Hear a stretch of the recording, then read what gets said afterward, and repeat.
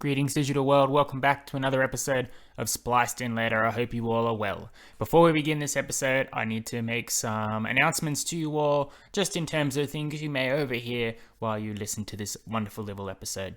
Over the last weekend, I adopted two young kittens/cats, a very lovely couple that I have named Allie and Winston. They're lovely, lovely little things.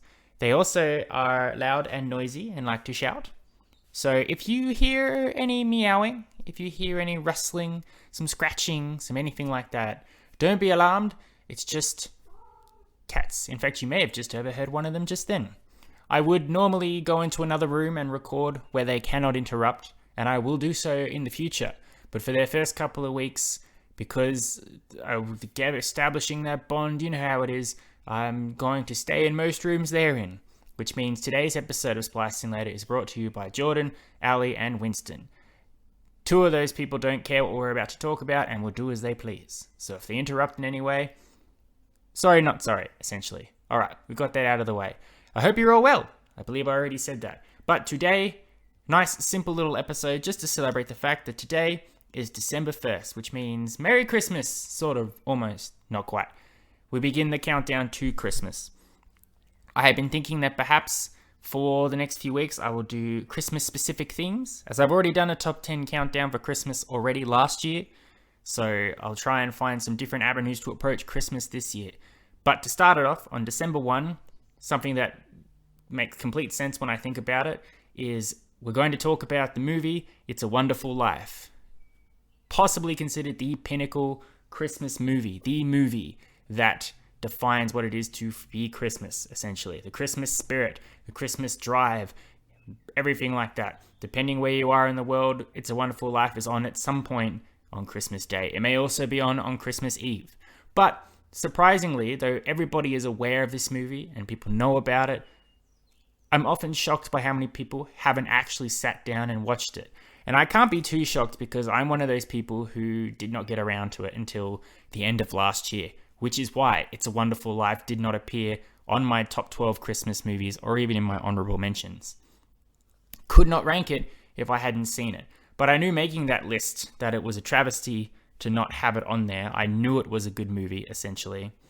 It was silly of me to even begin to think that I could waste any more time not watching it. So I did indeed watch it. And it is a fantastic movie, a lovely movie, a 10 out of 10 perfect movie that everybody needs to watch, whether you are obsessed with Christmas or even just liking movies in general or just like a good movie, this is the one for you. Now, everybody knows what It's a Wonderful Life is. You've seen it spoofed before in many different things. You've probably seen it spoofed on The Simpsons, on SpongeBob SquarePants, to bring up an old favorite of Spliced In Later, Futurama, maybe not even animated stuff. Let's go sitcoms. That 70s show has done their own It's a Wonderful Life. Everybody's done a version where the main character of a show has considered what life would be like if they were not around.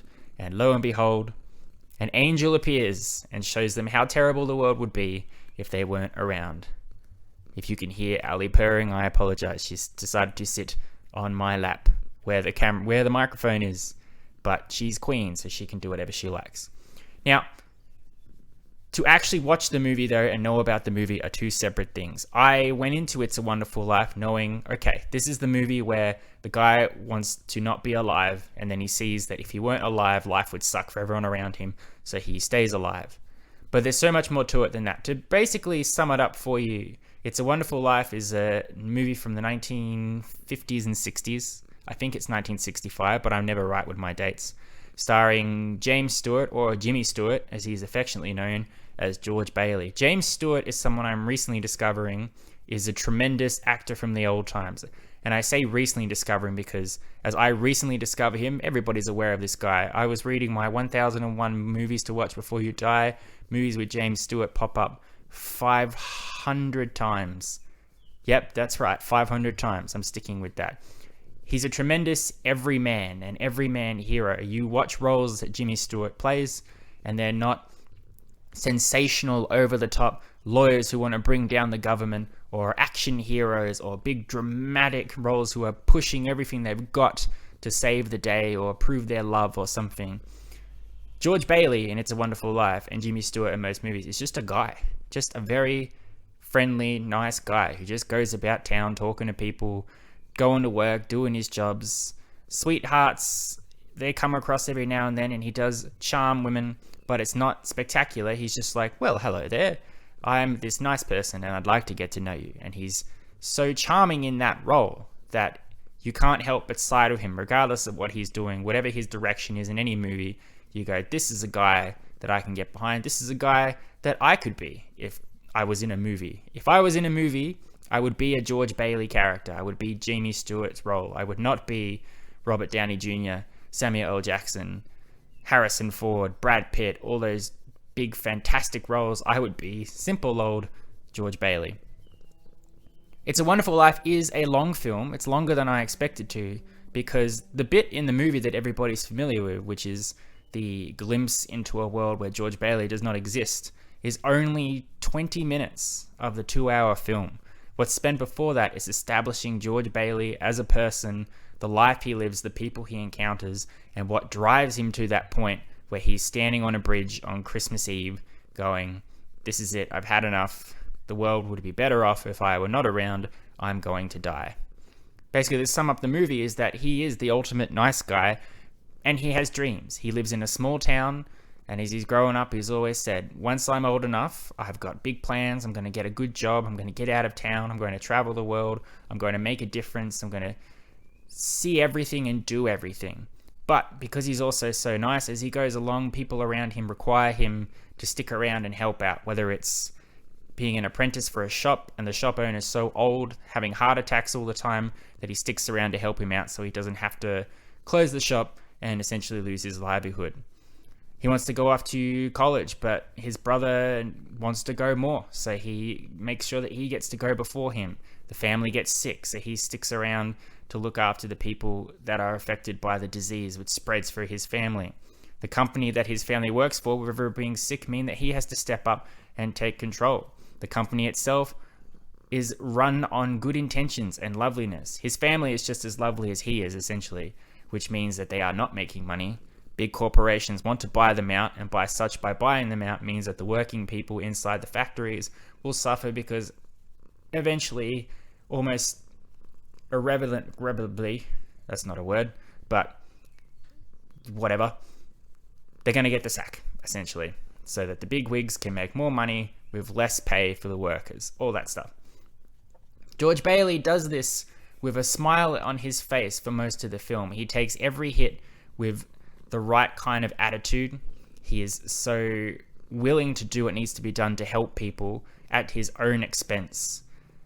It starts to wear him down during the movie, but only right towards the end. For the most part, he is so kind and so helpful to everybody that you root for this guy wholeheartedly. You cannot imagine anything going more worse for him. You don't want anything bad to happen to him. You want him to eventually catch a break.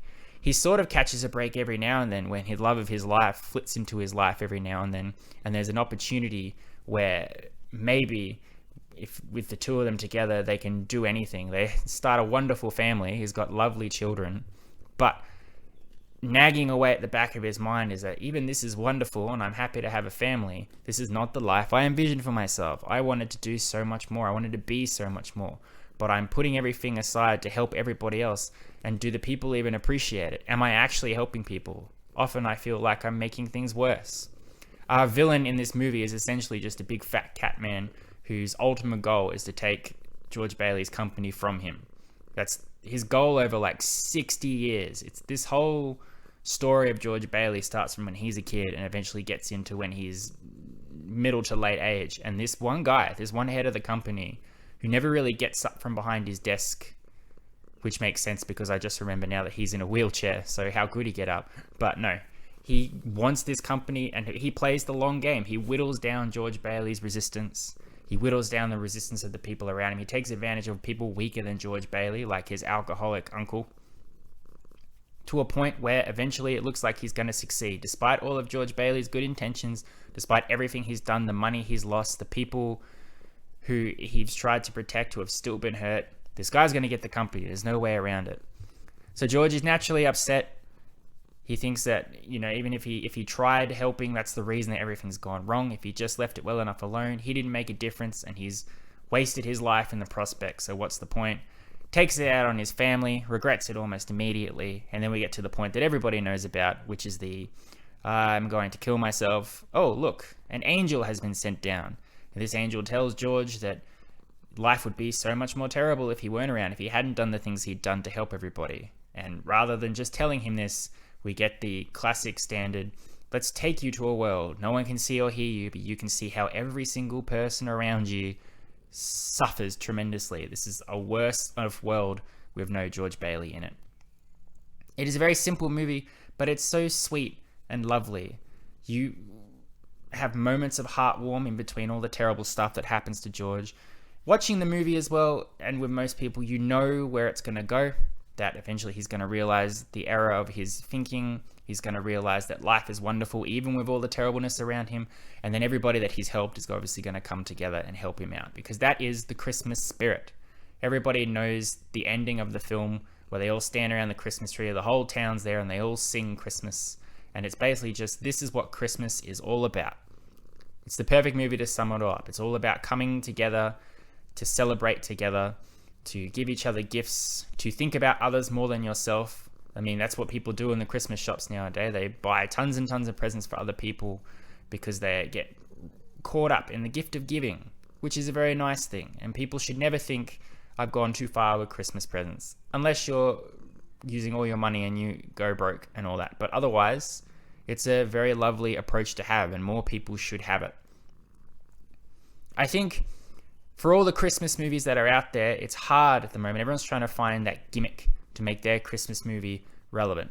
I just watched a movie recently called Happiest Season, starring Kristen Stewart and Mackenzie Davis, and it's great. It's probably one of the better Christmas movies I've watched that's new in quite some time. I think it has the potential to be a classic staple of Christmas movies in the years to come. But of all the Christmas movies I ranked on my top 12 days of Christmas, there was a gimmick in each one to make it something different. The Muppet Christmas Carol. It was the Christmas Carol, but it was Muppets. I'll Be Home for Christmas. Less about the Christmas celebration itself and more a funny road trip. Elf. A human that accidentally was mistaken for an elf. Everything is not as simple as just coming up to Christmas. This guy doesn't want to celebrate Christmas because he feels terrible. And then he gets the realization that Christmas isn't about making something of your life and all this other stuff. It's just being with the people who love you, regardless of what's going around. It's just such a sweet, lovely film. Simply made, obviously, black and white. You might be put off by how long it is, but the time just flies by because you immediately fall in love with Jimmy Stewart and his role as George Bailey. You'll recognize all the gimmicks, all the references to things you've seen in the past, because this story has been told multiple times through multiple ways. But it is a pinnacle Christmas. I understood watching it immediately why this movie is on every Christmas. It's a staple. I think I'll be watching it every Christmas myself now. It seems to be the way to do it. Highly recommend It's a Wonderful Life. If you haven't seen it, get around it. If you've seen it, rewatch it again. The Christmas season is here. Start your celebration on the right foot with It's a Wonderful Life, or save it to right to the end before Christmas Day and end it on the right foot. However you want to do it, just make sure you watch It's a Wonderful Life. And there you are. I hope that has been interesting to you. I hope that has been interesting. I did ramble a lot there. I apologize, but it's a great movie. And as I was trying to put my words together and thoughts, I've had 2 cats now settle on my legs. I'm sure you can probably catch their purring if you turn the speakers up, or not. You may hear it. But starting off today, it's a good way. December 1, It's a Wonderful Life. In the next few weeks, I'll pick something that's specifically Christmas. Maybe it'll be a Christmas movie. It'll be a Christmas TV show. It'll be a Christmas recommendation. Who knows? But we'll stay in the holiday spirit for the next few weeks. We'll save some countdowns till the new year. The 2020 countdown is going to be interesting, that's for sure. I don't know how that list just looks not pleasing at the moment, but I'll work something out. It'll be good. Anyway, wrapping it up. I hope you all enjoyed. Thank you all for listening as always. I love and appreciate you. I've appreciated all the listens I've had over the last few weeks. I've certainly seemed to have picked up a lot more traction in the last 3 vids than I ever had before. It's absolutely shocking and absolutely wonderful, and I owe it all to everybody who's listening to me, whether frequently or just one and done. It's been lovely. It's been fantastic. It's been confidence boosting, and I love you all. Appreciate you. But until next week, stay merry. Happy Christmas. Start that countdown. Open those advent calendars. Start wrapping those presents. Whatever. Watch It's a Wonderful Life. Yeah, do that. You've been spliced in later. Adios, muchachos. I'll catch you next time.